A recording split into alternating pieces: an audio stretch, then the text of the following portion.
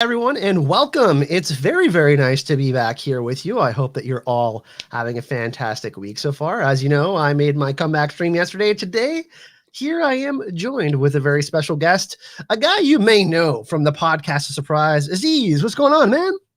Hey, Kyle. Great to be here. It's so nice to have you back in the fold, back in the swing of things, so to speak. And the timing is great. We've got new material to discuss. It's this end of the year is exciting for a lot of franchises, but The Witcher is going to really be one of the best, I think.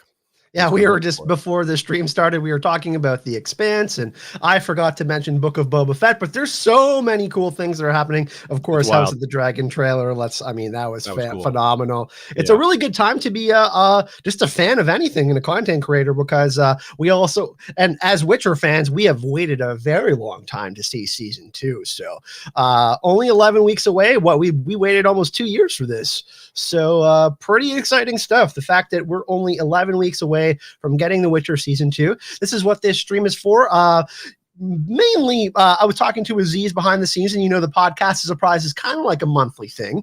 And obviously we took a break from that, but that will be coming back soon. But we thought we would kind of do like a bi-weekly TV show or like a once a month thing before the show starts. And we got a lot to talk about, because there's like 3 or 4 trailers. Nightmare of the Wolf we need to talk about. That was really fantastic. And season 3 was renewed. So we're going to talk about all that today. Really fantastic stuff. And just a big thank you. Just want to give a big thank you. So many of you from the podcast Surprise and the Witcher community reached out to me, just said really kind and awesome stuff. So that really helps and kept me with positive vibes, and I really appreciate that.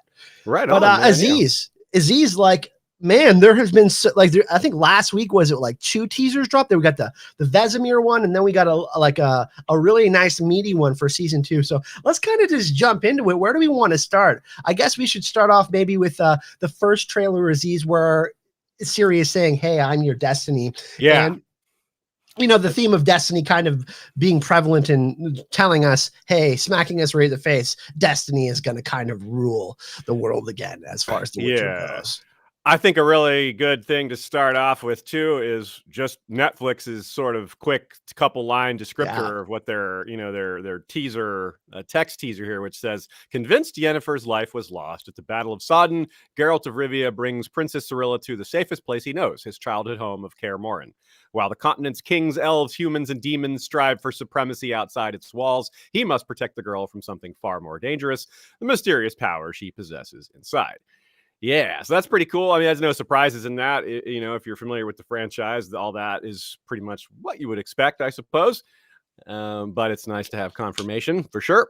Because we didn't get a lot of time. Like, some of the book stuff, we can kind of talk a little bit about some of the changes that we might see with the Grain of Truth stuff after. Yeah. Which I actually think will be a nice change, to be honest, because it'll include Ciri and give her some character, some growth, and let her kind of see what happens with monsters, kind of her first experience with that. We know that will be the first episode, and we'll go over all the episode titles too.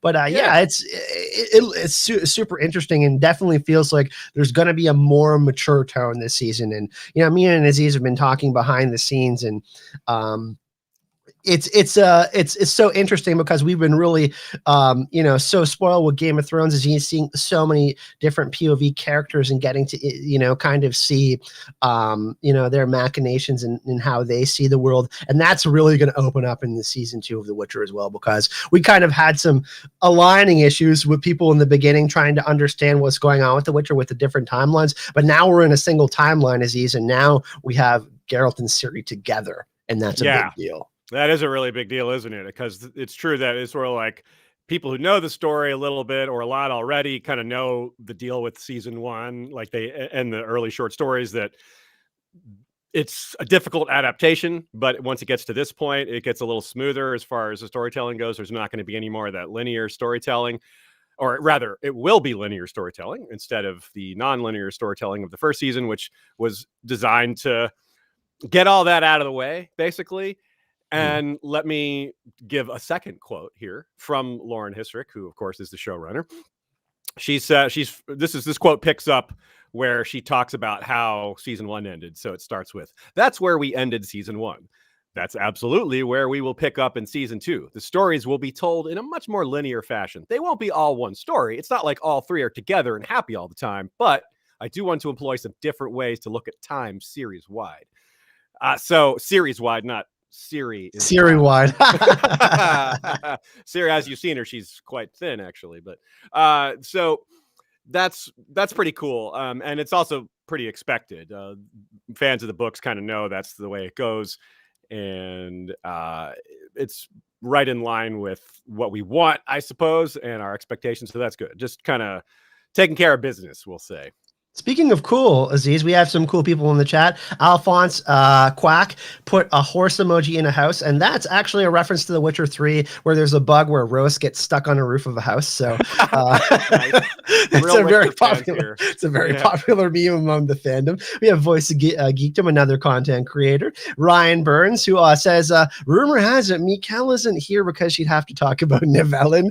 No, Mikkel has her other obligations and stuff, and she will be back. We were actually just chatting yesterday, and we're going to have a nice meeting next week in the podcast, a surprise. So, and little teaser, we're going to be doing a Nilfgaard episode. So that's that's right. Our first fully scripted episode. We've done lots of coverage of the short stories. We're going to do season 2, or we're maybe try to sneak in some season 1 coverage to fill it all out if we have time. But yeah, that one's well underway. The writing is going nicely, so we're excited to get that all out to you. It'll be perfect for season 2 because it sets up a lot of what Nilfgaard has already done. It's also right in line with where we're at with our reread. So it should be timely and fitting in with what we're at, or where we're at. And it's great. If you can see the ticker at the top there, you can see anchor.fm, the podcast surprise, in case you haven't checked it out yet. That's right. We have Kate Bertinsky in the chat. Nice to see you. Sam Duran, one of our supporters. Hey, Sam. Sam, nice to see you. Gregors Lewandowski, I believe one of our Polish friends. MSN, nice to see you. Rick Hoppy, the Maester of Coffee. Fitzchivalry Snow. Rob, another one of our supporters. Good morning, everyone, or good afternoon, or good evening, wherever you are. VJ, Monkey Jeebus, and Top Shelf Fandom. Thanks. I really appreciate those kind words, man. That really means a lot, Justin. Thank you so much. And yeah, so Aziz, let's kind of get back into it. Like you said, that's kind of a nice way to start it. We know that they really enforce the theme of Destiny. We've talked a lot about it on the podcast, the short stories. We are going to be getting some of the short stories in season 2 as well. We don't know how many, but we know we are getting that in the first episode with Nivellen at least. Yeah, we're at least getting one. Maybe only the one. Maybe only A Grain of Truth. That might be the only short story we get. It may then kind of just start Blood of Elves content, which is fine. But I don't have a problem with that. Some of the other short stories, like we spoke about, Aziz, are kind of main. Like I would consider it kind of Blood of Elves, anyways. Like the stuff at the end of Sword of Destiny, we kind of consider the last 2 short stories part of a bigger story, anyways. And we really talked about that kind of a prologue to the main story. I feel like what they did was they sat down and they're like, well, we can't possibly do all these short stories. We've already skipped several of them. If we're going to add Ciri to one of them to make it work, because Ciri's already with Geralt, it's too late to have him do these solo adventures. Then they wanted to pick one that would fit really well. And I guess The Grain of Truth, maybe because it's really popular, maybe because they like it personally. It just fits for other production reasons that we aren't so clear on. I mean, they could have done, I don't know, A Little Sacrifice. That would have been more difficult probably for filming, having a mermaid and all that. It's almost certainly higher budget. Well, they even had difficulty with this, right? Because Christopher Hibbs, who ended up getting COVID, and they had to shut down production for 2 weeks. That is true. So really, I understand as a production challenge. I don't understand from someone with experience, but I get why it sounds difficult. You know what I mean? So I'm cool with these decisions as they seem. I'm excited for Blood of Elves content. So yeah, most of the trailer stuff that we saw looks like Blood of Elves content to me. I mean, Kaer Morhen takes place at Blood of Elves stuff.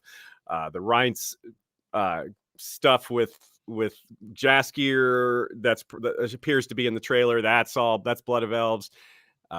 So they got to fill in some gaps though, because like Yennefer's kind of off screen for a while in the books, or after being with Reince, and then they have to add stuff from when the main characters are out of it in the books. Like they want them to be more present. So And by the way, Chad, I do see some awesome questions. We are going to be having a question section after. We're going to kind of try to get through as much as we can with the trailer. But Top Shelf Fandom brings up a good point. There has been a big discussion about the VFX and CGI issues of season 1. Some people had an issue with that. They hired the Mandalorian team and part of the Disney team to do The Witcher. So big time upgrade. They made a lot of money off of season 1. It actually beat out Mandalorian for views.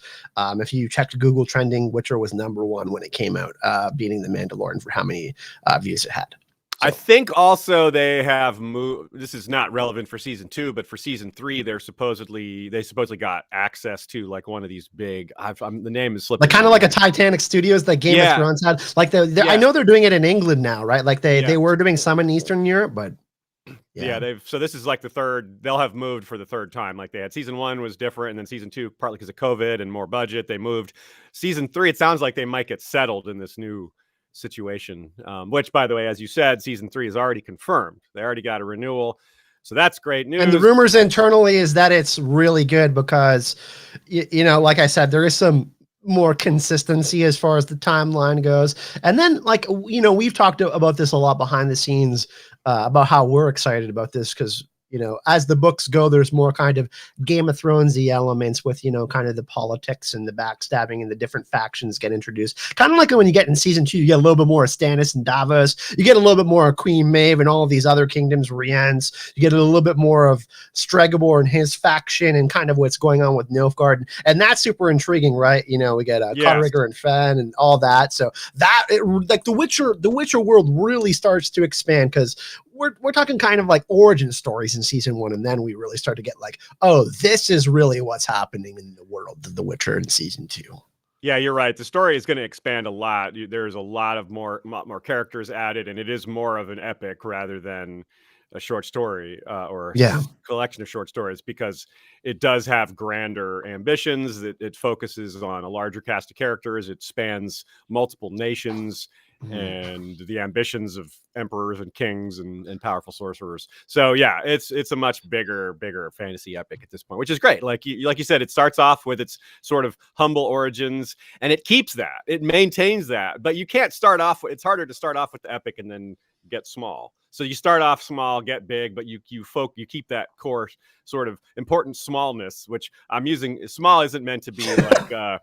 Indicative of how I feel about it, but as far as like the scope of it, it's small. You just have a few characters that are sticking together, that are close to each other. They're tight, like a fellowship, which is an intentional use of words to draw comparisons to Lord of the Rings. Some might consider Kaer Morhen to be small, but it's in a big region called Cadwyn. So let's kind of transition into that, because I think people are really excited, right? I think those were kind of like the first inklings of what people were really excited about for season 2. We're going to talk about Vesemir here in just a minute. I think he will be a fan favorite character for those who haven't read the books, and of course for those who have read the books and played the games. Everybody loves Vesemir. He's an interesting character. He makes a very significant impact. He's like basically like a grandpa to Ciri, but we'll get into that. But what do you think about let's talk a little bit about, before we get to Kaer Morhen, the trip before we get there, because there is a rumor that they were filming and they fought a Leshen.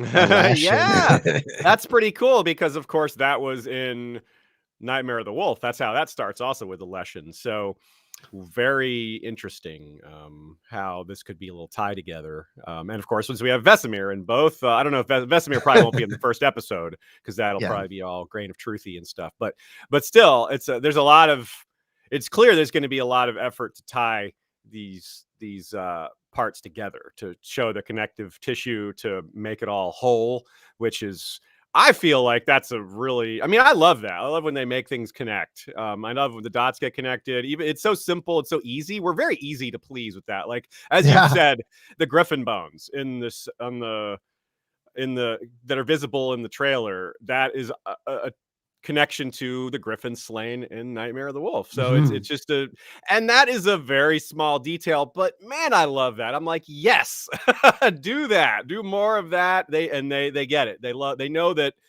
fantasy geeks like us love those details. Well, it's crazy, right? Like if you look on Netflix, Aziz, there like the fantasy genre hasn't done so well so far. You had kind of some of those more, I think, romantic, like the Arthurian ones that I can't remember the names of the shows, but they fizzle out after a season or two. And I like watching them because I love all fantasy. I love to check them out and kind of see what they're about. But I mean, they got something with The Witcher when they've already renewed season 3. Lauren Hissrich announced.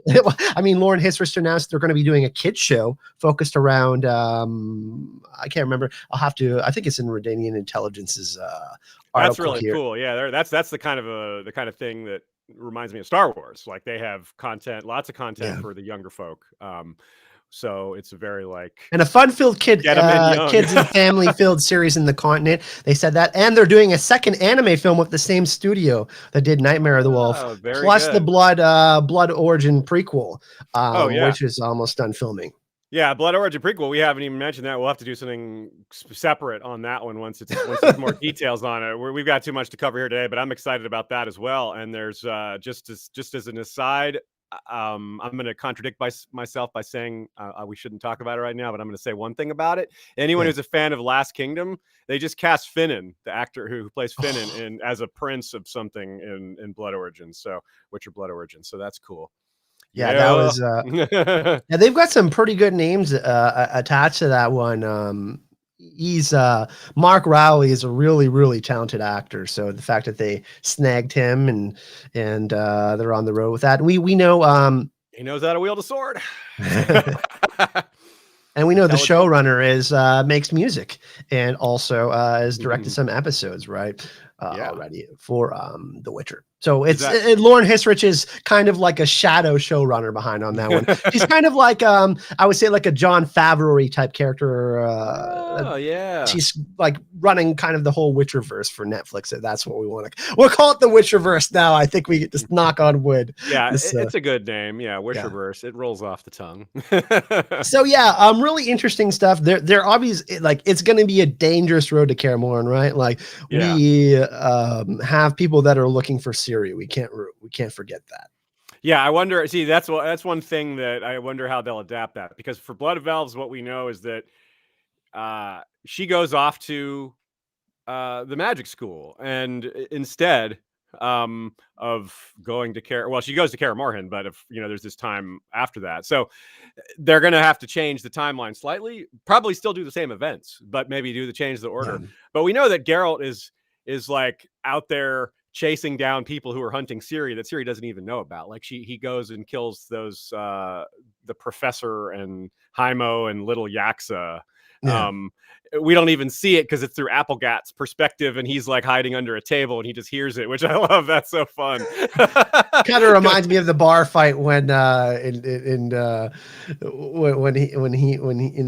very first short story when he's slaying those guys in the bar, and you kind of just hear the splatters around his stuff. It's like, well, what's going to happen. You don't need to see it. Like Geralt's not going to lose to these three kind of randos, even though they're intimidating. So it's important, more like setting the tone and having like this character's reaction is more interesting. So I wonder how they're going to do things like that. If we're going to see like, if it's going to ever do like jump to someone else's POV to watch Geralt from, things like that. If they'll try to capture some of that, like awe that you feel as a regular dude when you randomly encounter a Witcher and see them in action. Like, whoa, like that. And we're going to see new Witcher. And we're going to see new Witchers. There have been new. Of course, we're going to see the Eskel and the Lambert, who are important characters, and we'll see a few others that you'll get attached to, and maybe get sad when they don't live. Yeah, one that becomes a really close friend to Ciri. I think I'll be really interesting to see, because if they only do School of the Wolf, because there are a couple of different Witcher schools, School of the Cat and School of the Bear, if they introduce any of those, but I think they'll probably just end up sticking with the School of the Wolf. It looks like. I think they might go with the others but not in this season, because for one thing, it's really fun to do that. Like that's why the game's expanded on it, but it is canon. I mean, the School of the Cat is canon. It's in the books, and the school is the School of the Griffin. The Bear and the Viper, those were added by the games and the RPGs, but it's reasonable that there would be other schools even beyond what Sepkowski described. So I don't know. It seems like it would be fun to explore that, but you're right. It's not a big part of the main novels. It comes up in A Season of Storms a little bit. It's definitely part of the world building, but you're right. They may decide not to bother, even though it's cool and fun, and it would allow them to sell more medallions, as merch, like cat medallions. Like you get to pick your school. It's like Game of Thrones, the same thing. Like we keep bringing that up, but it's pick or Harry Potter, house. Hogwarts, Ravenclaw. That or pick dark side, light side. If you're Star Wars, who do you choose? Like, you a Jedi, are you a Sith, or you whatever? Yeah, so it's the same kind of thing where they like the merchandisers are going to be like, they really want you to do School of the Cat and School of the Bear and Griffin and all that. But yeah, I agree with you. There's a good chance they don't go that route. But tying it together with Nightmare of the Wolf, for folks who haven't seen it, this won't be too spoilery to say, but some of that detail they showed with the interior of Kaer Morhen is absolutely present in the trailer, like all the medallions on the tree, which has a very sad implication.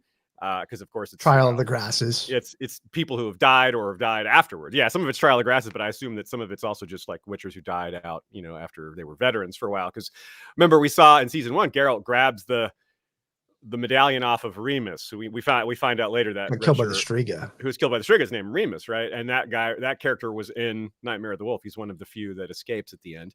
So presumably Geralt will put that medallion on the tree when he gets to Kaer Morhen as well. The sad Christmas tree. That's the wrong kind of ornament. Yeah, the sad ornament, the tree of death. I think it'll be really interesting too, because you want to read one of the quotes from Henry Cavill here. He talked about how he wanted to be more verbose in season 2, and we're going to get some pretty interesting conversation. We're going to have a really nice there's going to be some conversations between Vesemir and Geralt, and you're going to get to learn kind of about some of the tragedy of the life of being a Witcher. Yeah, this is a great point here. I'm glad you pivoted to this. I'll read the quote, and let me just say how excited I am about this. This is from Henry Cavill, like you said. This quote comes from him at WitcherCon.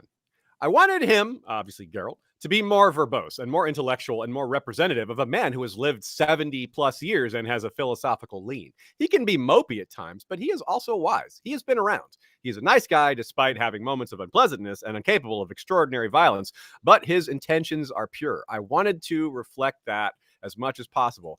One thing you and McCall and I have discussed quite a lot on the Podcaster Surprise is that The Witcher has a big fat streak of loving discussion and philosophy and conversation, and we're all here for it. We love how much dialogue is in these books and how good the dialogue is, how back and forth they have debates. It's like philosophical debates about existence, about the changing of the world, about humanity and love and destiny. It's really a main feature of The Witcher. If you like that sort of thing, you've certainly noticed that. If you don't like that sort of thing, well, it's a big negative for you because there's a lot of it.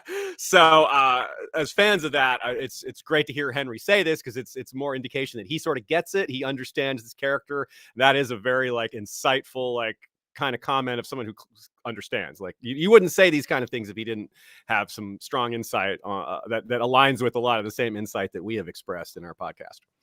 And one thing too, when you think about it, we've talked a lot about this in the Podcast Surprise, and especially in the first 2 books, Geralt's still growing and learning too, even though he's old, right? Ciri and Geralt teach each other a lot of new lessons. Even though Ciri is young, she still has lessons to teach Geralt, and Geralt still has things to learn about being a parent, being a pseudo parent, that's new for him. being a lover. We're going to talk about an episode title later. There's going to be some interesting growing pains there. Yeah, for sure. Definitely. And, he covers a lot of bases. You're right, Aziz. Kind of all the spectrum of emotions and kind of things that we love so much in discussing as content creators, as far as love, life, death. Existence. Those are giant topics, right? So we want something meaty to dig into, and that's something about this whole the whole Witcherverse is filled with that. It kind of Sapkowski, it's one of his main sort of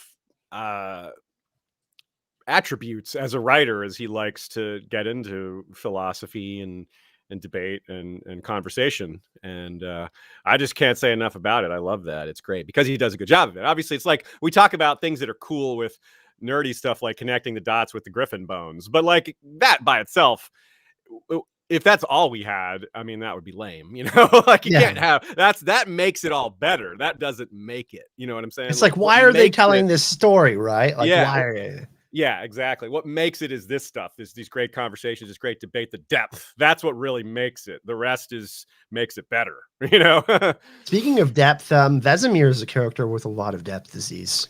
Yeah. I'm excited about him for one thing, just the casting. Like a lot of people love this actor. He's in the show The Bridge? Killing Eve, which is a pretty popular show that's doing pretty well, and it's gotten 3 seasons, and I believe it's continuing beyond that. So Kim Bodnia is pretty recognized. I didn't know him super well before that, but that's pretty cool. And he's like a Russian secret agent. He's like yeah. He's a very interesting character in that show. Constantine is his name. And so as a father figure to our father figure character, Geralt, that gives him this like real just respect, right? Like Geralt's been around so long and he's Ciri's father figure. Now we have Geralt's father figure. Like, whoa, like this guy's been around and he's a father figure to all these other Witchers. That immediately just says, okay, this guy, when he talks, you listen. Like this guy knows things. This is a wise man. Somehow he survived all these years. Like this dude knows some things. He has some tricks up his sleeve. He's clever. He's wise. He's been around the block. Talk about Geralt been around the block. This dude's really been around the block. And from what we saw in Nightmare of the Wolf, his personality has changed a lot. He's really matured.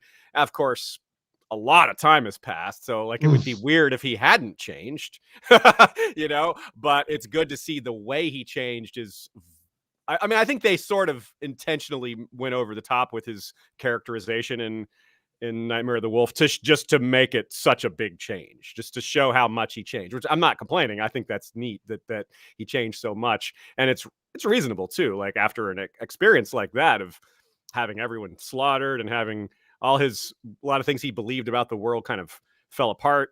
So it would change you, you know, it makes sense. Especially if you saw something tragic, especially with someone he loved. Yeah, repeatedly like that. Yeah.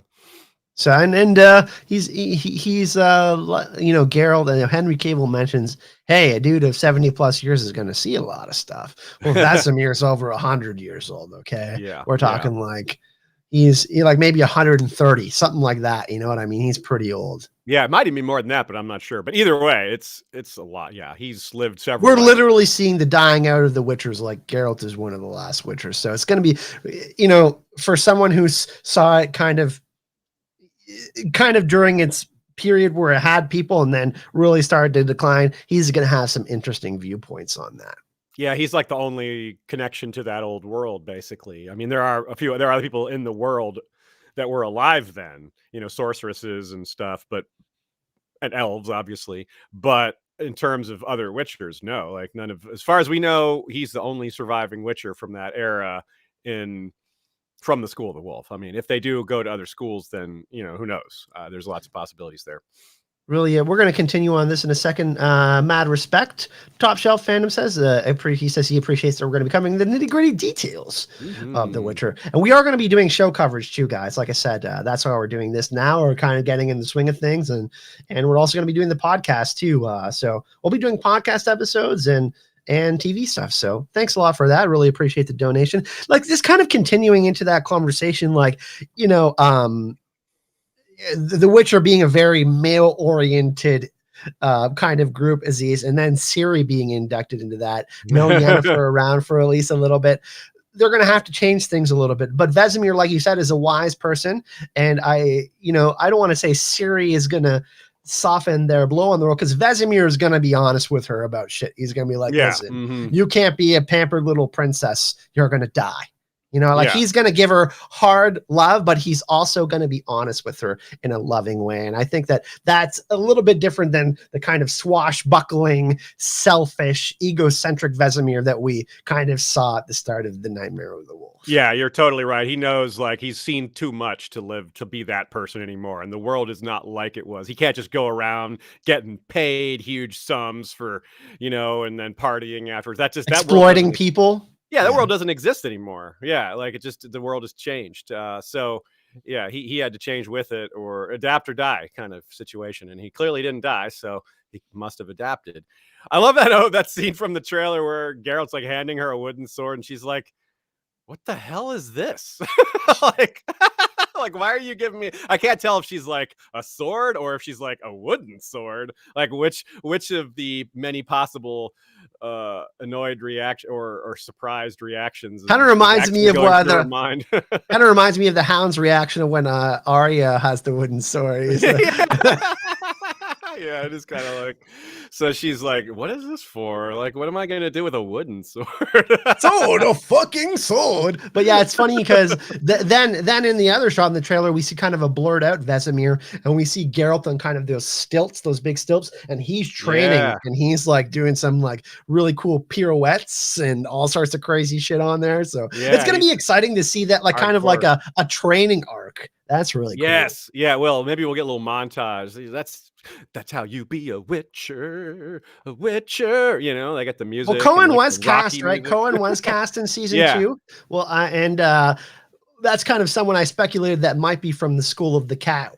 We don't really know. Or Griffin, maybe. Yeah, because he's from Kovir, right? Or Povis, and that's the north, and that's where. And he's described as being lightning quick with reflexes. So like each Witcher kind of has their own specialization, I guess, kind of like their own thing that they're really good at. And he's like the very like, okay, teaching Ciri how to be quick like a cat. I wonder too. Yeah. And that sort of makes sense with like the vague stuff we know about the School of the Cat is that a lot of them were suffered, like the transitions weren't great for some of them. And it also it had a lower standard for who it would accept in terms of disposition. Like it would accept people who were not like, kind of like how in Star Wars, like, no, you can't train that person in the Force.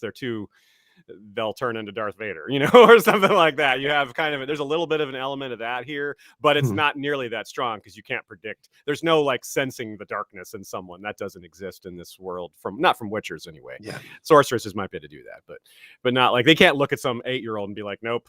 They don't do that here. One thing that's a tiny bit spoilery, Aziz, is we also have we have an action scene with him and Geralt where they're back-to-back swords drawn, and also Vesemir holding Witcher medallion with blood on his face. So there looks like there's going to be some sort of conflict at Kaer Morhen. Yeah, which is completely new. Obviously, that does not happen in the books for anyone who's read them. So we're very curious what they're going to do with that. It's interesting. I don't know. And it probably, my guess is, given that they added extra Witchers, my guess is those extra Witchers won't be around very long. They're gonna die to kind of even it back out to where the books are, to like kill off some of these new extra ones and just kind of get it right back to book canon, or roughly in that same. Maybe it won't be the exact same, obviously. Well, maybe not obviously, but I don't predict it will be the exact same. But I'm guessing most of these new Witchers are there simply to die. There's like, picture them with red shirts. Four really other main Witchers other than Geralt, I would say. Yeah. Lambert, Cohen, Vesemir, and then also Eskel as well. Eskel, and then but clearly from the trailer, there's a few others. So is what we're saying. So yeah, I'm guessing those few others, quote unquote, are just gonna die. But maybe not. Really, you know? Maybe not. But either way, I'm like, that's one thing I wanted to bring up. There is going to be another change that we're going to talk about too, with the Grain of Truth short story, which seems pretty interesting. But either way, like, I'm really interested. I like, you know, we kind of in Game of Thrones, there was obviously a lot of changes in the show, but getting some of these characters, like some of these Witchers don't exactly have a lot of book material. So it will be interesting to kind of see if, you know, some of these Lamberts or Askels or Cohens have more book material, or even Vesemir, giving Vesemir, you know, more screen time. I'm totally okay with that because it is an adaptation. And I think it would be really interesting to kind of see more of them, especially, you know, with kind of Geralt feeling like a lone wolf a lot of the time, you know? Yeah, I mean, the Witchers are so cool, and having more, like having a little more expansion of that, I think the fans do want that. So you're right. As an adaptation, they have an opportunity to tweak it a little bit without making large scale changes, but giving us what we want. The fans wanted more Witchers. It's like you said, and using other fandoms as an example. Like when Star Wars came out, people really, really wanted to know more about the Jedi and the Sith. We heard that a bunch of them died in some mysterious war long ago. Like that's real similar to this. Like all the Jedi were killed off, all the Witchers were killed off, right? Like, and we want to know about who they were and who did that and why they did that. So yeah, it's compelling world building. Ooh, So Aziz, Rob brought up something absolutely insane. You ready for this? This is kind of spoilery. Rob said it happens in the game though. Are they taking inspiration from the game? In Witcher 3, the Wild Hunt attack Kaer Morhen, and there's a battle with the Witchers there. And the Wild Hunt are rumored to be in season 2 of The Witcher. Wow. Okay. That could be, yeah, maybe that's it then. It's the second episode, Kaer Morhen, so that would be really interesting to bring in some Wild Hunt stuff that early. But hey, it's present in the story, so why not? Oh, and here's something I just thought of. Wow. Okay, so a shard of ice is where the concept of the Wild Hunt is introduced, and that short story got skipped over. So they might want to be like, look, we gotta make up for that. We can't just skip over the introduction of the Wild Hunt when it's so important. So they might be like, well, here's where we can fit it in. That's a cool idea, Kyle. Rob. I'm good job, Rob. Rob, you're now a moderator. That's the smartest thing I've ever heard on the show. But yeah, that's a great point, Rob, and really interesting. Yeah, we won't. Oh man, yeah, okay. Let's not talk about the end of the Battle of Kaer Morhen. I'll cry. Anyways, we got Gregor saying Vesemir or Lambert will be killed by Bonart in future seasons. Oh man, let's not go too far ahead, guys. Okay. That is a decent theory, though. Yeah, because but we will be taking some questions after. So and funny, you guys can leave funny comments. We'll read as many as possible. Another character that's going to be introduced, and I thought he looked awesome, Aziz, was Nivellen, Christopher Hivju. I called him on Twitter. I called him Tormund Giants Boar instead of Giants Bay, because he does kind of look like a boar. I mean, he's not really a boar. It's like a boar / bear. Like he's kind of a combination of both. You know, he's a beast. He's not a defined creature, but yeah, it's cool to see that. It's cool to see Christopher Hivju, to hear his voice and recognize that sound. Some very observant fans noticed that the throwing daggers scene is similar to the scene that happens in the books with Codrigger and Fen. So this could be sort of a twist on that. But we also know Codrigger and Fen are in season 2, so they cut trailers weird sometimes too. Yeah. So it might just be a little slight tweak there, but I like to see them, you know, even when they can't keep things exactly the same as the books, they find a way to keep to maintain that the bits, even if they put them in different places. So that's cool.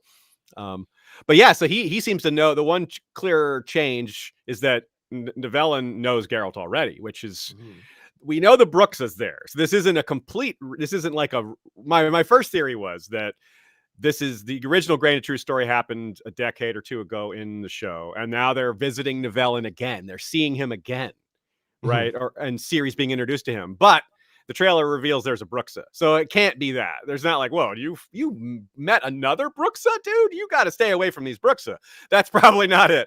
It's probably just they retrofit it so that, or retconned it. Well, it's not really a retcon when you're adapting it, but the show is going to have it that Geralt already knew Nivellen, and he's stopping by on the way to Kaer Morhen because he knows this guy, and they're hanging out, but something has happened and there's a Bruxa now. And I think a cool way to tell that story, Aziz, would be like Geralt explaining to Ciri while she's there, this is what happens. Like, it's kind of like there's a karmic element to what happened in Nivellen. I don't know if they'll describe all the bad things that happen with that particular scenario, but you know, like I think it's really interesting if Ciri is there, because if it is episode 1 and this episode is, you know, centric around a Grain of Truth short story, it'll be kind of Ciri's real introduction to monsters, right? Yeah. There's multiple, and I think that's actually I'm actually excited for the change, to be honest, because you know, Roach, there's kind of this Roach element. Like Roach is kind of like this really important character in a Grain of Truth, and Ciri can kind of be like that other instinctual character for Geralt, relying maybe on the help of Ciri. I totally agree with that. Yeah, Roach, we cited at the time when we covered it on Podcast for Surprise that Roach was Geralt's foil, that it was a device that Sapkowski did not go back to, which is slightly tragic that Roach wasn't a bigger part of future stories, but you're completely right. I think that Ciri's going to be the one that notices the mushroom ring or whatever, or however they do it. It probably won't be the exact same details, but you're right. She's not just going to stand there and do what Geralt says and not have input and not, she's going to show her abilities. What do you think about this, Aziz? They could be reminiscing about what happened to him, like a campfire type story. That could be the case, yeah. That'd be pretty interesting, right? Because we do see them, like we do see Geralt say, "Hey, you're much more than, my destiny for you to," you know what I mean? Like, yeah. That's for people who have read the story. I was like, boy, that's an understatement. Yeah, you're pretty much the main character now, Ciri. You're not his destiny. He's your destiny. Yeah.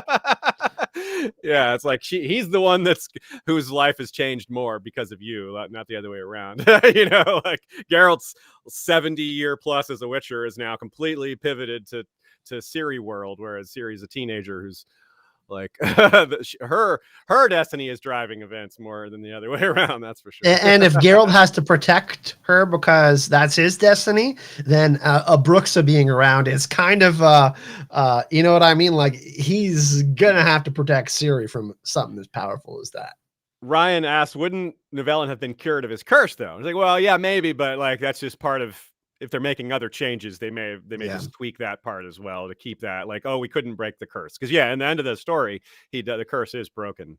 But I guess this is a change, or maybe it won't be. Maybe at the end of episode 1, that's when the curse will be broken. He'll free Nivellen from it, but that wouldn't necessarily line up. But maybe it will. We'll see, because it's not entirely clear what breaks the curse. That's one of the neat kind of mysteries of this. Like, it was true love with the blood and everything, and maybe that'll still be the case. So I don't think it's a big challenge for them to make these changes and keep the core of that story intact, the important emotional high points and all that. So we got some other people that are showing up in chat. Vlad Ride says, hello, it's been a while. Yes, it has. We have Ani, who is a mutual friend of ours, as well as Aziz. And hello, we have just awesome people. Thank you guys for showing up. Of course, if you're lurking, that's cool too.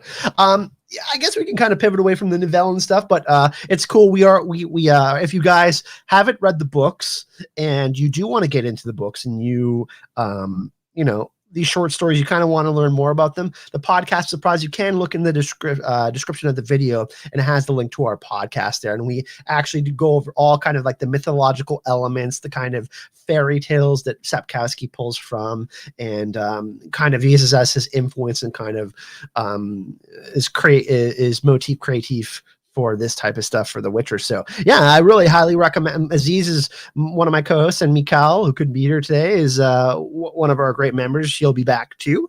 And like I said, guys, it was pretty crazy. I remember doing a giveaway for the books after season 1, and they sold out on both Amazon Canada and US. So I have a feeling that's going to happen again after season 2, especially after all the Game of Thrones fans seen it. Christopher Hivju is and because it lines up well. Like, people bought Blood of Elves and they were like, none of this happens. Now they're going to be where it does happen, right? Like, that's all the prior stuff.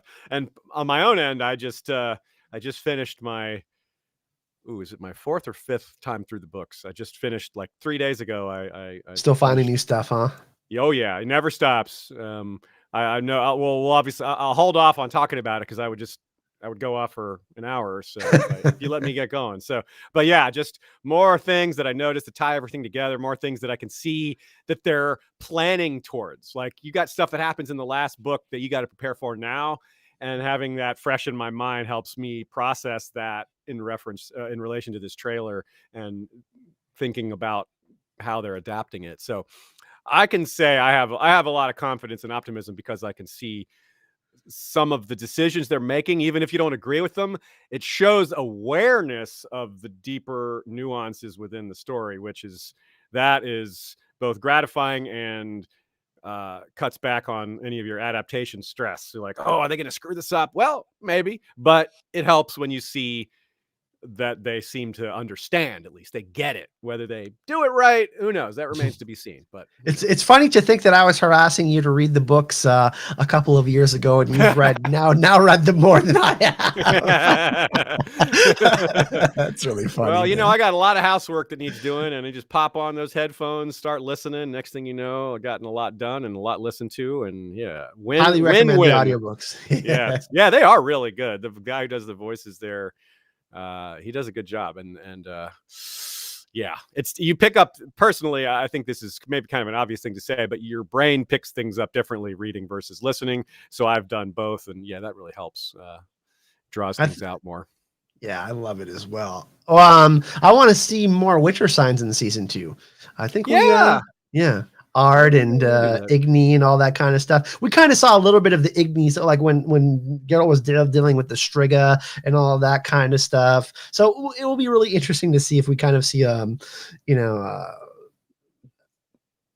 one of the best discussions about the signs comes in Blood of Elves while they're at Kaer Morhen. Like, remember, that's a big deal that, like, look, she can't do the signs. Like, she can do this, she can do that. She's got the prophecy stuff. She's got more power inside her that we don't understand yet, but she can't do the signs, and they're very basic. Like, for sorcery, like, of course, later she ends up doing like incredible stuff, but she never does learn the signs, which is really interesting. And it's kind of just a quirk of the way magic works in this world. And so you're right to think about that, because I think since it was early in Blood of Elves and this Kaer Morhen scenes, it's quite possible it'll come up as a discussion topic. So the use of Axii would be cool. Axii is like kind of like when you use it in The Witcher 3 in towns and you do it on guards and stuff, they're like, oh, you're basically mind controlling someone like a mind flayer. That's not very good. And then people start to flee around you. So I don't necessarily know if we'll see that, but I mean, it would be interesting if they showed more of the signs through some of that in the books, but even took some more influence from the games too, because Rob brought out that awesome point about the Wild Hunt earlier. So we'll see. It'll definitely be interesting. And I mentioned this before. I liken Ciri to kind of like a mishmash of Arya Stark and Bran Stark. Very talented. She's both magical and also becomes very talented with everything. She's a quick study is what I'm trying to say. And she becomes pretty badass, if you ask me. But I don't want to spoil too much, because it's really fantastic to kind of see the growth of Ciri. Yeah, I'm very excited. Just kind of a quick thought on what you thought of Nivellen. Did you think the VFX kind of really was kind of up? Like, he looked good, right? Like, did you? I thought he looked good. Yeah. I never had a clear image of him from the book description. It was kind of hard to describe, like, it's like, what is that? He's described. So seeing this, like, yeah, that works for me. So I didn't have like a real preconceived notion. So he looks. Some people like think bear, but I like the boar. I think it's cool. He looks sufficiently cursed, so let's put it that way. What about some of the other characters? Like, we don't know when some of these will appear, but like you said, it looks like Jaskier's getting, like he's there's a scene where he seems to be performing, and then next thing we know, he's like getting tortured, and he's wearing the same outfit, which completely fits with Blood of Elves. He does his show, then Reince tries to torture him for info about Ciri. And we won't spoil too much about Reince, but he's a really interesting character. I don't want to spoil who he works for. I think that would be a pretty big spoiler, but there is assassins. Yeah, right. Yeah. And they work for powerful people. Okay. One of that plot line in the books sort of involves Yennefer, maybe not sort of, but involves Yennefer, but it looks like it might not in the show, because it appears from the trailer that Yennefer is captured by Fringilla, and then Fringilla and Yennefer are captured by elves. So that is completely off book canon. It probably will find its way back to book canon. It'll probably kind of do its own thing and then come back.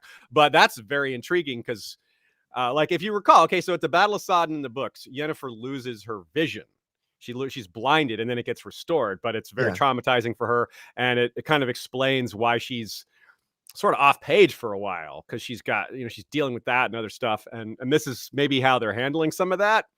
But maybe the timeline isn't the way I think it is, and maybe she will be healed and back in time to save Jaskier, and that'll be how that goes. But I like the idea of her maybe losing the ability to wield chaos for a little bit. That would be interesting. Maybe, Because she had a big Dracarys moment. She did expend a lot of energy. That could be kind of interesting, seeing a more normalized Yennefer, not so badass.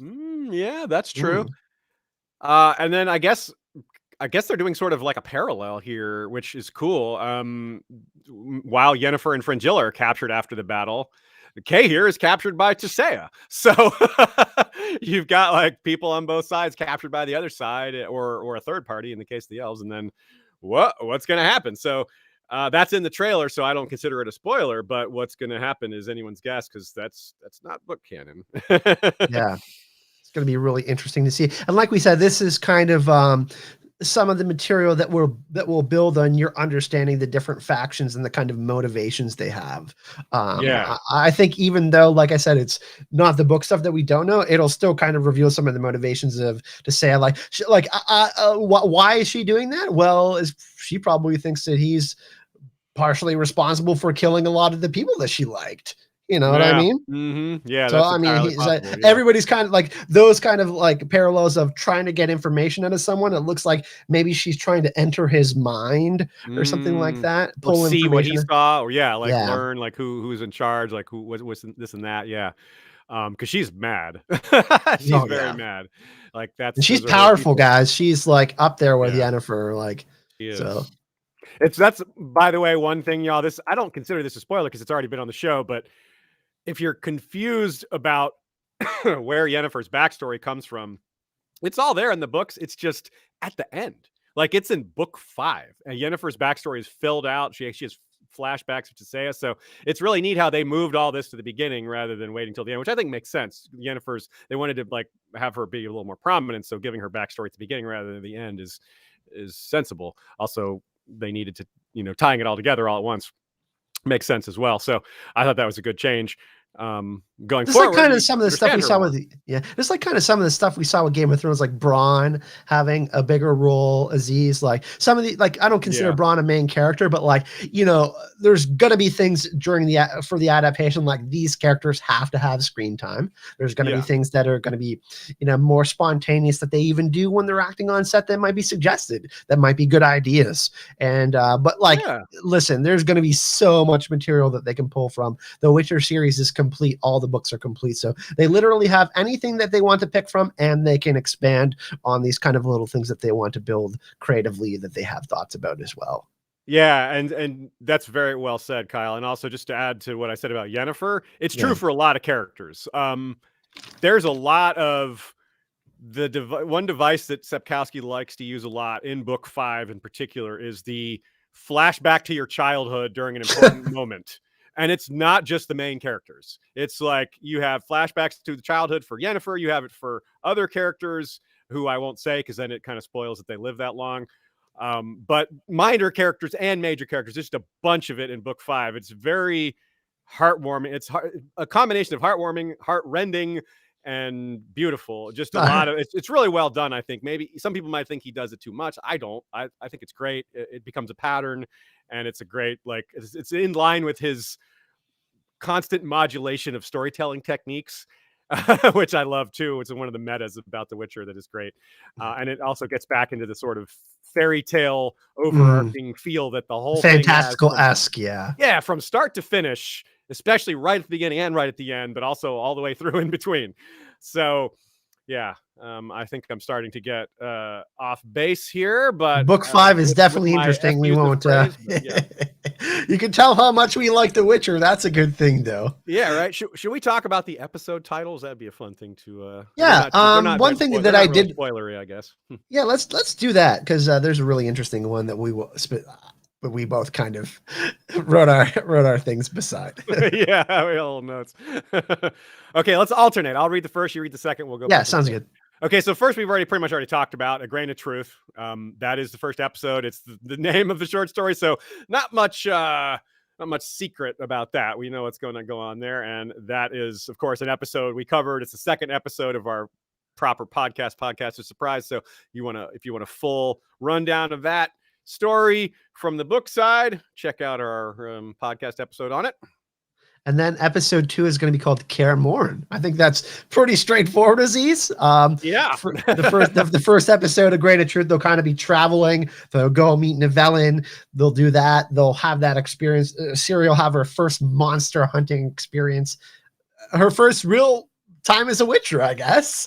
And then we'll be at Kaer Morhen, which is I am so excited because they've picked some really beautiful locations like Game of Thrones has, and it's going to be really interesting to see. Kaer Morhen is one of the most popular places in all of the books, I think, from fans. So yeah, it's a cool name. It's just a really neat place. It's got great lore around it. Yeah, it's the kind of thing you want to know more about. Yeah, it touches a lot of those like nerd buttons for us, like for sure. Like there's gonna be like you mentioned a little bit earlier. We have a document that we share. We kind of just write bullet points in chat. But you wrote where is it? Just kind of like shields, like other things that are gonna be like cool details, like the parts of the castle, the weapons, the medallions, kind of the mythology of the Witchers. There's gonna be kind of a lot on display there. Yeah, it seems like they took care with the detail, so that's a great. Like we're gonna have fun, like looking for Easter eggs and stuff like that. So that's gonna be good times.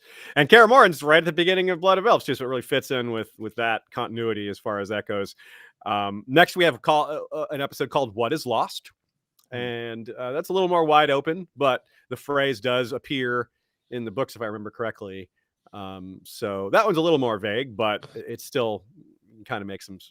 It could definitely apply to the elves because they have lost a lot. Ciri has lost a lot. That, like these common threads that we used to get in Game of Thrones episodes, like this one common thread that we would see all over different POVs. What is lost? That can apply to all sorts of different POVs. Kaer has lost. Fringilla has lost. Ciri, Garrow, everyone experiences loss in their lives. So, but what is lost? Like what is lost? Maybe Kaer Morhen is lost. Maybe that Cintra is lost. That could the way it's phrased also can kind of present an interesting kind of premise for what will maybe happen in that episode.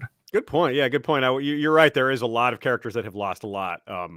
Pretty much all the main characters have lost something major, if not recently, then immediately before. Like you gave the key examples already of Cintra and the war, the rest of the war. Like so many people are killed or displaced from their homes, etc. So yeah, that's because they are each other's family if you really think about it. So they've all had like really big family issues. So that could be that could also be a chat about what we've lost together. Maybe like a nice little powwow. Yeah, it could be. So what's next, Kyle? What's the next episode? Redanian Intelligence is great because a big shout out to Redanian Intelligence. Both me and Aziz go there for the best kind of Witcher info. They're basically like the Watchers of the Wall for the Witcher, I think. Watchers on the Wall for the Witcher, kind of like show updates, casting news and stuff like that. So a big shout out to them. Spoilers. Yeah, they're really, really on top of it. I mean, they're well named too, because the Redanian Intelligence is a spy service. Right. And these guys like have all this insider information. So yeah, it is. And they're really cool people. They're just really down to earth, cool people. So big shout out to them. And that's on Monday. I'm going to have another stream. We're going to talk about some of the stuff that's on there anyways in Redanian Intelligence. But this could perhaps lead to a certain Dijkstra character that's going to be played by Graham Mctavish. Yeah, let's talk about him for just a second, because Graham Mctavish has been around for a while. He's got a fantastic voice. This guy is emerging. I mean, he's already a veteran actor. Let's be clear. He's in House of the Dragon as well, just cast, right? Yeah, he's in House of the Dragon as a Kingsguard. He was in Witcher, Nightmare of the Wolf. He was the voice of what was that guy's name? Declan. And the main bad Witcher. Yeah. So he's been in a lot of things. He's got that fantastic voice. So I'm glad he's a major character. I'm glad he's not just like a character that's going to be in and out, which oftentimes these bigger names do that. Now, although he's kind of becoming a bigger name, I guess. Maybe he isn't quite there yet, but I don't know. Whatever. It's not important. But Dijkstra is such an important, cool character.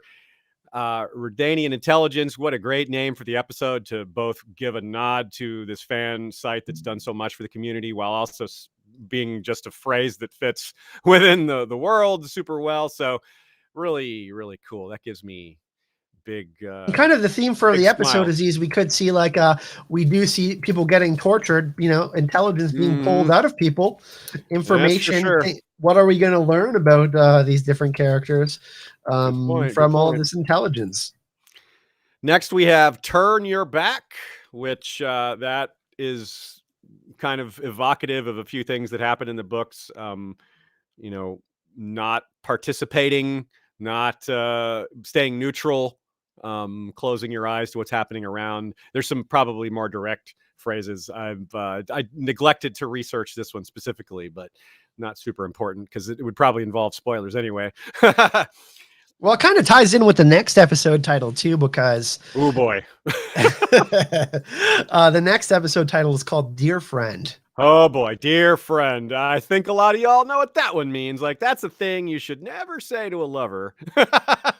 And we don't want to spoil it too much for those who haven't read the books, but let's just say there's an interesting letter that that's given to Geralt from a certain someone. After he sends an interesting letter of his own. Yeah. So it's actually it's actually both tragic, infuriating, and funny. Like we both love this letter, so we don't spoil it too much. Also, Graham Mctavish in The Hobbit, he plays he's got that twirly. He's one of the Voice of Geekdom says it's Dwalin on the chat. Yeah, Dwalin. Like he's one of my favorites. And he's also in Outlander. So he's a big name. Man, that guy, yeah, he's just doing all the fantasy shows. That's amazing. That's really cool. Got the next one, Aziz. So the next one is called Vesemir, which translates in Elvish to Deathless Mother. And apparently that's a character. Deathless Mother is played by someone named Anya Marson.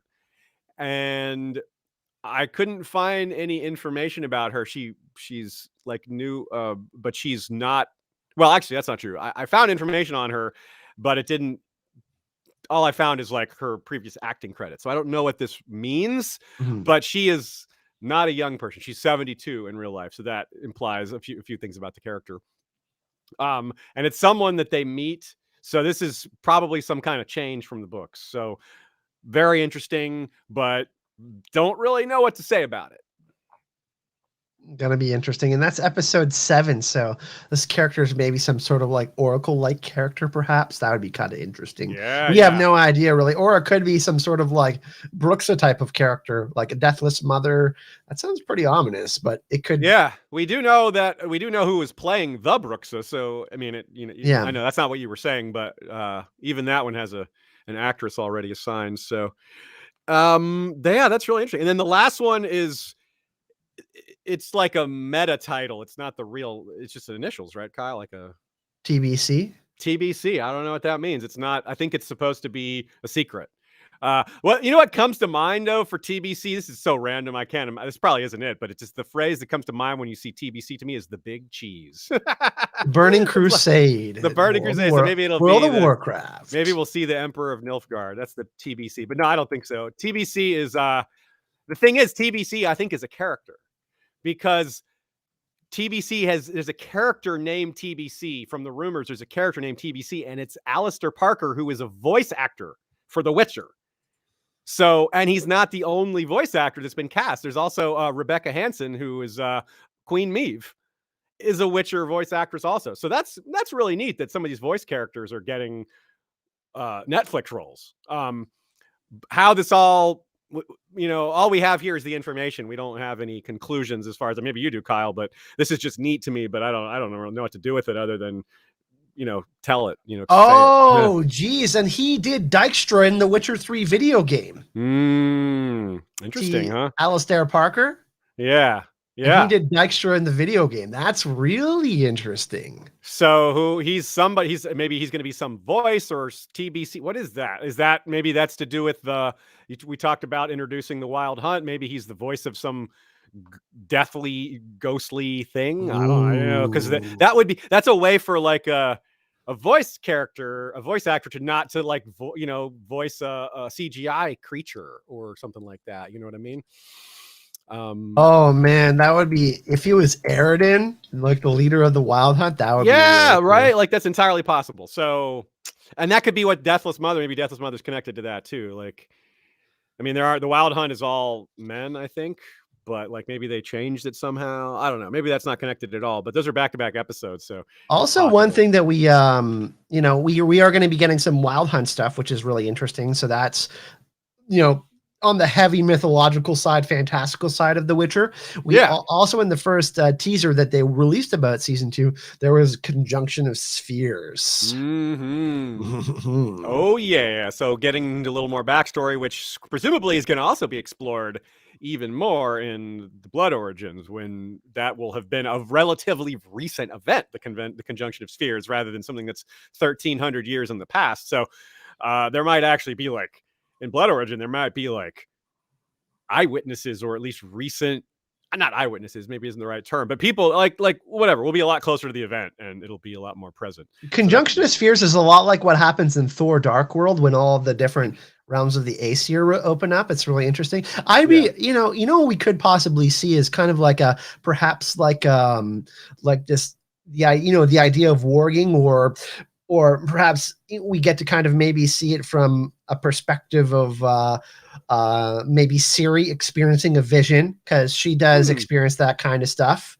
But also someone telling a story, maybe like Wong from Doctor Strange, when he's explaining kind of like, the birth of the Infinity Stones, kind of someone telling the story of the conjunction of spheres, because I do think it's important that we kind of get more into kind of some of the prophecy stuff that's related to Ciri, because she is prophesized to end the world. Yeah, just as a meta perspective, this is something I want to expand on in the future. I want to think about it and get my words straight. But I love the idea of the conjunction of spheres, because basically what Sapkowski has done is he said, look, y'all, we all have influences. Every fantasy author, every author of any type has influences. I'm just going to be a lot more blunt about where mine come from. I'm going to be like, yeah, these are Tolkien's elves, and these are the language. This is a Welsh language. This is, I've got dwarves probably also from Tolkien, probably. And I've got vampires from a variety of vampire stories. I've got all these fairy tale stories that I borrowed from. He's not trying to be cagey about his influence. He's like, yeah. And his passions. These are his passions, right? We got to remember, he loves these stories. Right. So he wants to broadcast his influences. It's a change in how, like, a lot of times it's meant to be subtle, like an Easter egg. But Sapkowski's like, nah, I want to be more front and center about who influenced me, because they deserve to be mentioned. And so he's just gonna be like, yeah, that world was borrowed and I jammed it into my world. It jammed it together. All these combined influences were conjuncted into one new sphere. Conjunction of franchises. Yeah, I mean, that is what it is, right? Like the Witch, we talked about it in our podcast. Like, Witchers have a lot in common with like Jedi, for example, but they're also, I mean, he even started off calling it the Force. So as content creators, Aziz, aren't we a conjunction of what we're shaped by? Right? Yeah, you're totally right. Yeah, I mean, like the way we describe the show and the books is very much rooted in our own experiences. Like, I'm all over here looking up herb lore all the time because I want to. I'm interested in that. But like, and it's clearly there's a lot to it, right? But I'm interested in that for, I don't know why. I'm just interested in that. And that different podcasters would not talk about that. They would talk about other interesting things, quite possibly. And I'm interested in kind of like Leshen and mythology from monsters that I used to like reading, like in Dungeons and Dragons stories growing up. You know what I mean? Like that kind of stuff. So it's like, McCall's got stuff that draws her to it as well. I mean, we're all interested in this for different reasons. That has a lot of overlap to those interests, but there's definitely some pretty distinct differences as well. So yeah, it's and so I really like that about the Witcher. I also do love herbs. So yeah, from a meta perspective, I love a lot of the choices Sapkowski makes that are like inversions of a different type. Like we talk about George R. Martin be someone who inverts a lot of tropes. Sapkowski does it too, but in a different way. He inverts like the meta trope. So George does like within the story, whereas Sapkowski does it on the outer layer of the story. Like he's like kind of in jokes, like winking at you, but like the setting of the story. Yeah. See, I'm not explaining this completely super well, but I think you get the gist. That's why I said I want to come back. For the example, like the influence of some of the short stories you already mentioned, vampires like Dracula, Dracula. Perfect example. Yeah.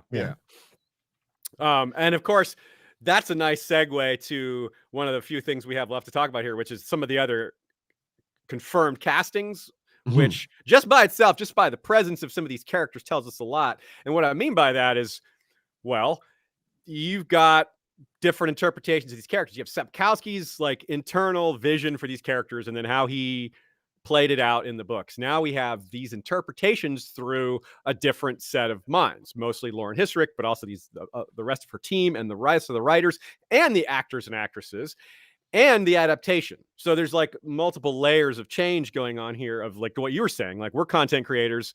Everything we do is filtered through our own lens of interest and background and all that. And the same is true for all these other people that are adapting and writing and acting and drawing and making, like bringing it all to life. And so let's get into that. Let's talk about who some of these other characters are, because it's pretty exciting, isn't it? Like you said, the world is expanding. And we talked about Dijkstra, which was like, I think the big one that we already talked about. Yeah. I'm really excited about this one, Aziz, because she's in some pretty interesting short stories. Nenneke, yeah, and she's in the main series too. She's great. We love that character so much. She's going to be played by Adjoa Ando, who is in Bridgerton. I haven't seen Bridgerton, but Bridgerton is a really, really successful show, super highly watched, and a lot of actors that have been in Bridgerton are in The Witcher season 2. Yeah, they kind of pulled a lot of them. Yeah.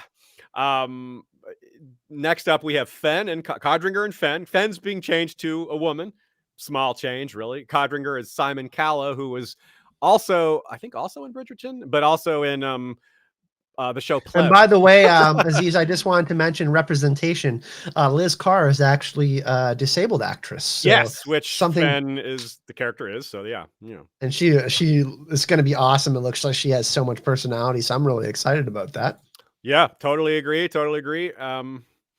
Simon, yeah, so that'll be fun to see them. I'm not sure when they'll appear, but probably towards the early part of the season, maybe even in the Redania Intelligence episode, because that's kind of like similar kind episode of like 4 or 5, maybe middle of the season. Yeah.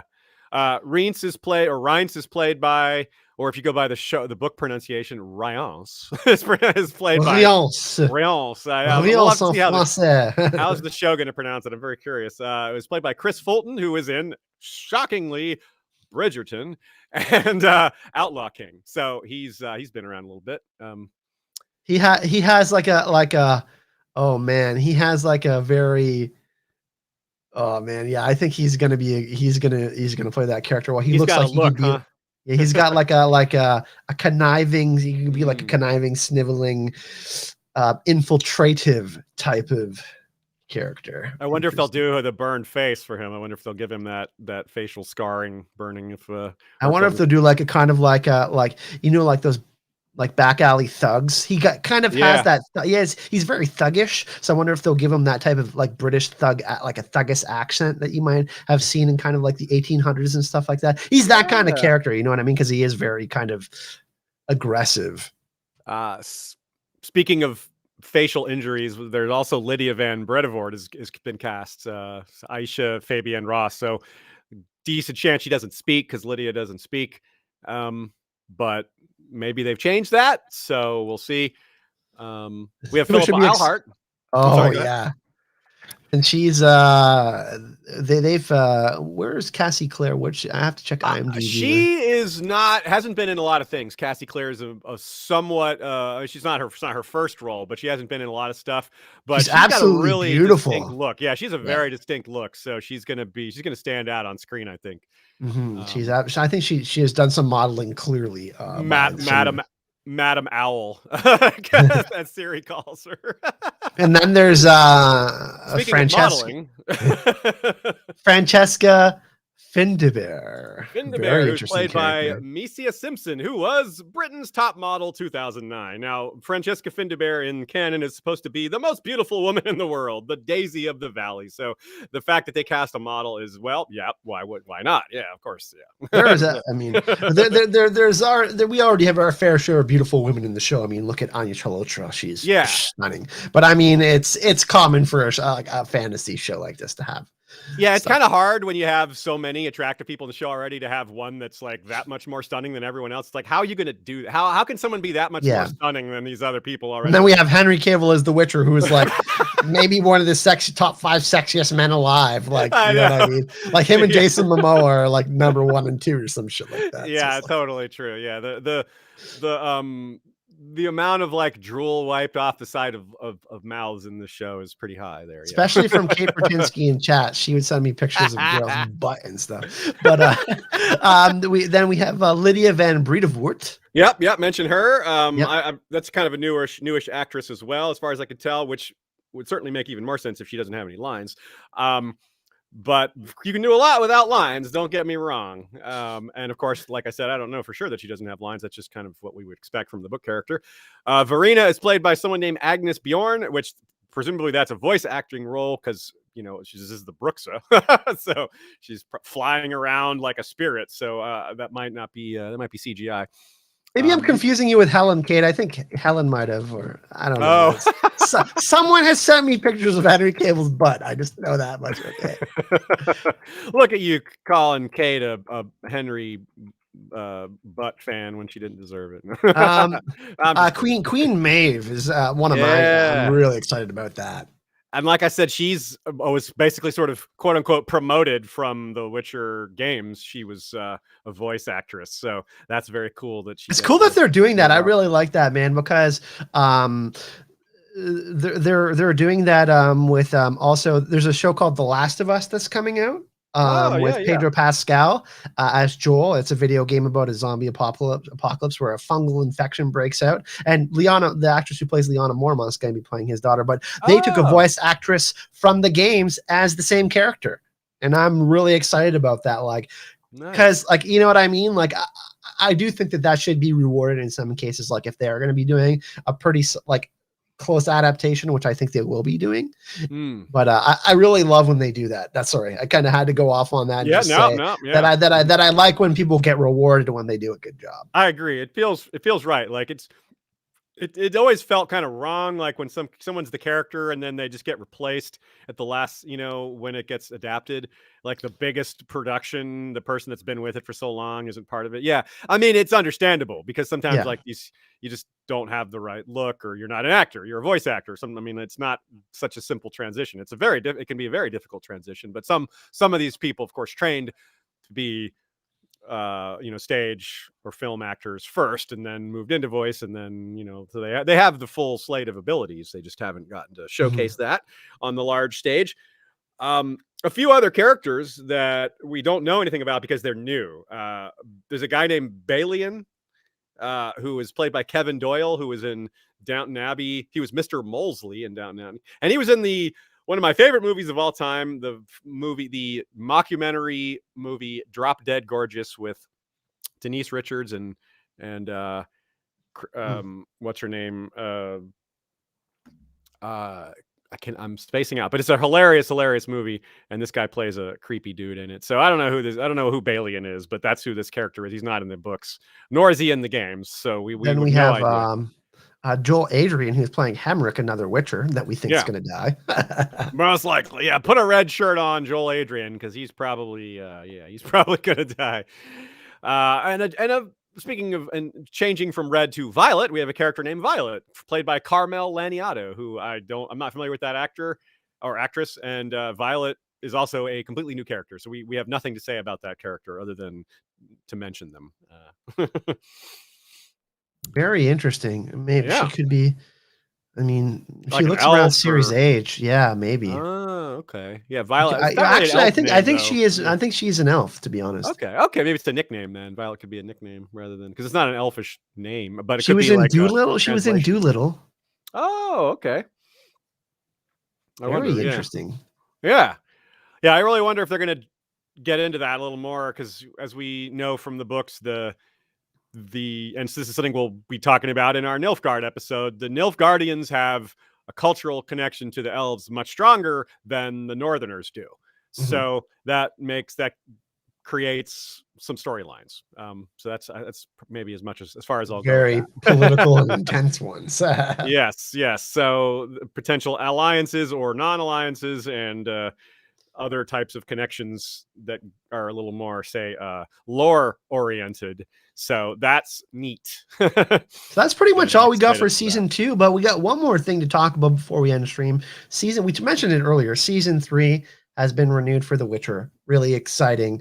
And like I said, there isn't really too many fantasy shows or fantasy movies on Netflix disease. This is kind of like the one for Netflix. I'm sure they have productions that are going to come out that are, I mean, Netflix has hundreds and hundreds of movies and shows, and and stuff that's going to be coming up that's more fantasy oriented, or I mean, just in general movies. But I'm saying there will be more, I'm sure, fantasy coming in those movies and shows that they're producing. But yeah, it's really interesting. Like, we kind of talked about it after season 1, and we were like praying and crossing our fingers that we will get a full adaptation of all the seasons of The Witcher because of how much we love the books and the story. And I gotta say, just after watching the trailers, Aziz, like, darker, mature, looks like there's going to be a way more darker and mature tone in season 2. And that's how the story goes anyways with The Witcher. You know what I mean? There is funny elements, but it is a serious story, guys. Like, there's a big war that's happening. And, and I really like that about the story, is that yes, there's these big overarching global changes are happening, but it really, and it speaks to those things, but it really keeps to its core nature, which is the people living through that are more important than those big events moving them around. And that's a big part of, like, the heart of The Witcher is the characters, the found family, in some cases the actual family, but really the merging of the two. And that is also hugely prominent here in this scene. You got Geralt going home. You got Geralt, talking about how they're connected. And you've got characters like Fringilla and Yennefer, who are sort of enemies. They were just on the opposite side of a battle, so maybe sort of is the wrong word, who are all of a sudden thrust into being captured and thus become like allies, at least of circumstance, if not more than that. We'll see. We'll see what happens. Yeah. So, yeah, really, really cool. Oh, Ryan Burns, good note here. He says some of these new characters could possibly be different versions of game characters because they don't have the rights to the games. That probably means they can't use the names of the game versions of the characters, the game-only characters. That makes a lot of sense. Okay, so I didn't know that, and that is a really good, important piece of information, because you're probably right about that. If they don't have the rights, and they just can't use those names. Balian instead of Aridin. Ooh, I got my mind on that Wild Hunt stuff, man. It's so cool, man. I love Norse mythology and anything to kind of do with any influence from that. So, yeah, we had a lot to talk about today, a lot to catch up on, and I'm sure there's going to be more in the coming weeks that we'll talk about. Like I said, we'll try and do a couple more of these. Me and Aziz thought about doing kind of like first 4 episodes, then the last 4, maybe like 2 videos on kind of season 1, like kind of fit, those episodes into kind of one stream, kind of a recap before we get to season 2. And definitely the podcast surprise will be back. Like I said, we're meeting next week and I'm fully back in action. So we just have to meet and kind of align our schedules, and we're going to have a Nilfgaard episode for you. I'm super excited about it, Aziz. Yeah, man, it's coming along, and it should be, for those of you who are familiar with my show, History of Westeros, it's very much in that style of just every bit of lore we could get that's either light or non-spoilery. So that's both with references to things that if you have read the books, you'll get them, but they aren't spoilery if you haven't. So that's kind of what we're aiming for. And we look forward to being able to drop that for you and getting your feedback, and using that as sort of a launching pad for more episodes like that down the line. Yeah. And like I said, people really, really appreciate all of your patience, of course.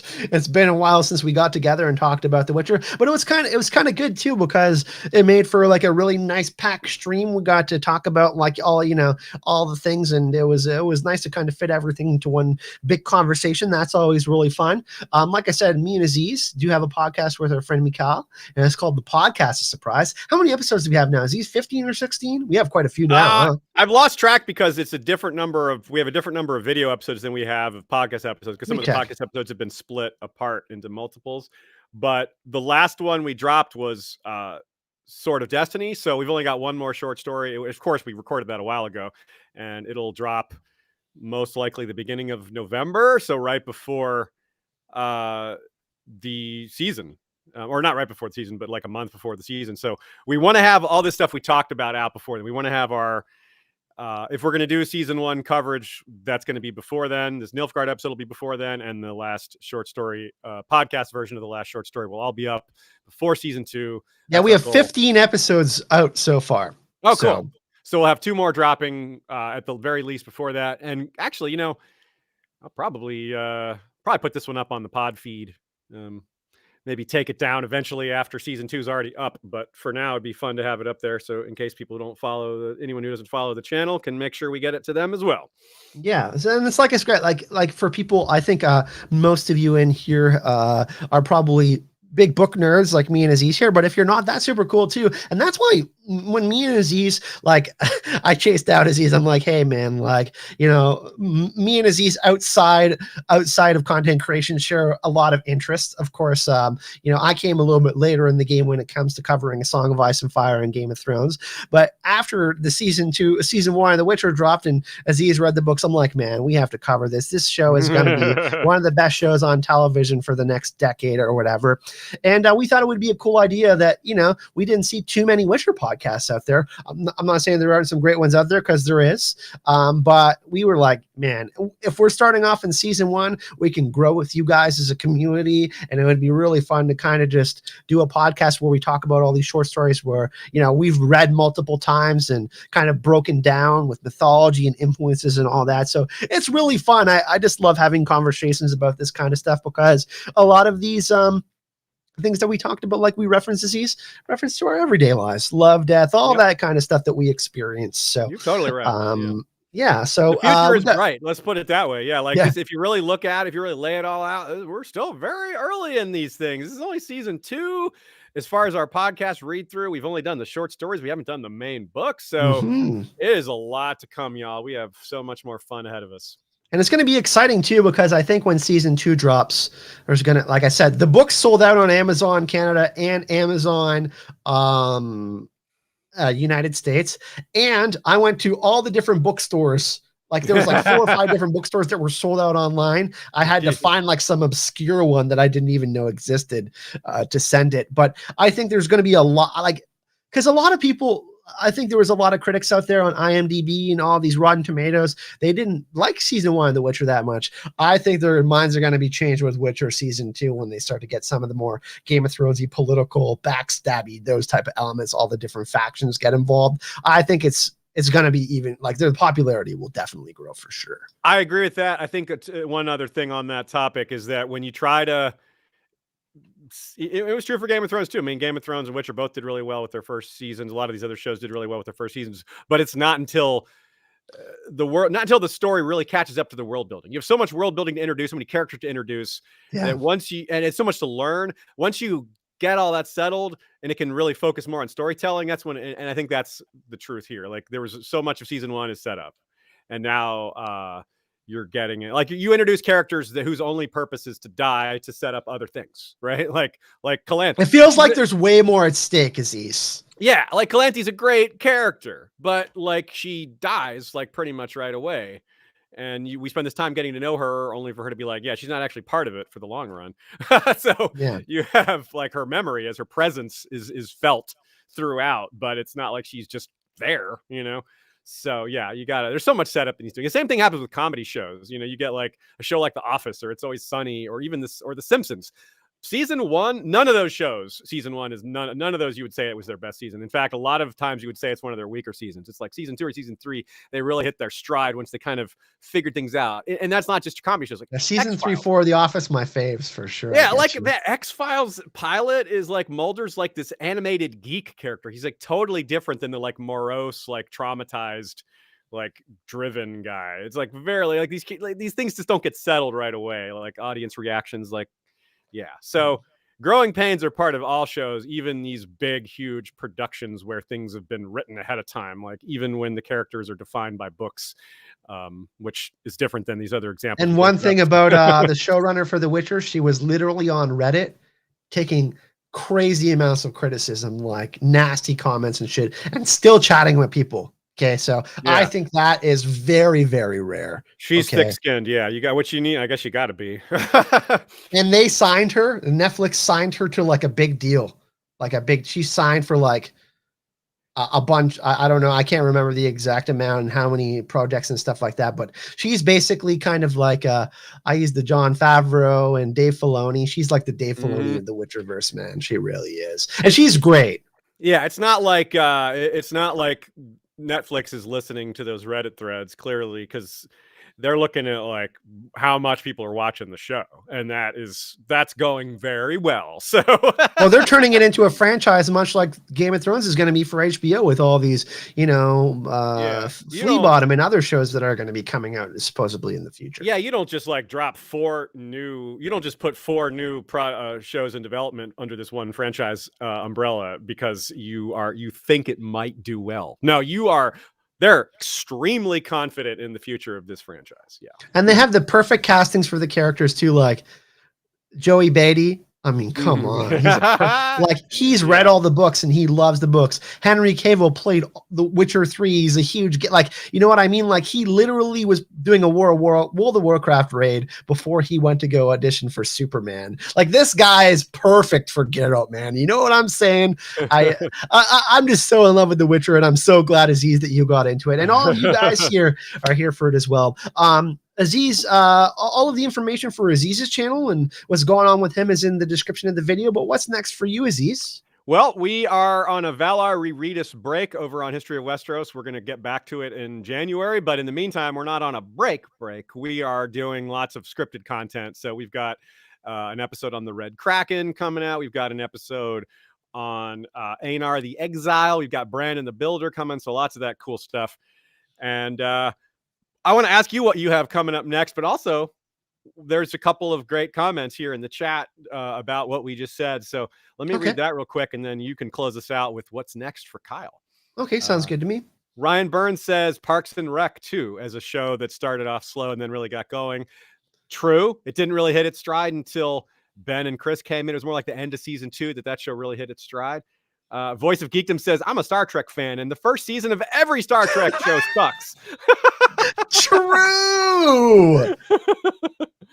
And yeah, Kate Bertinsky's the one who clarified the part about Ben and Chris, and Ryan Burns started the so we got 2 people backing that one up. And Rob Bagialis says, shout out to Lauren Hisrick. She engages on Twitter as well. So yeah. And Vlad Riot says this community has the best fans, IMO. So yeah, right on. Yeah, it was great seeing all of you people here in the chat.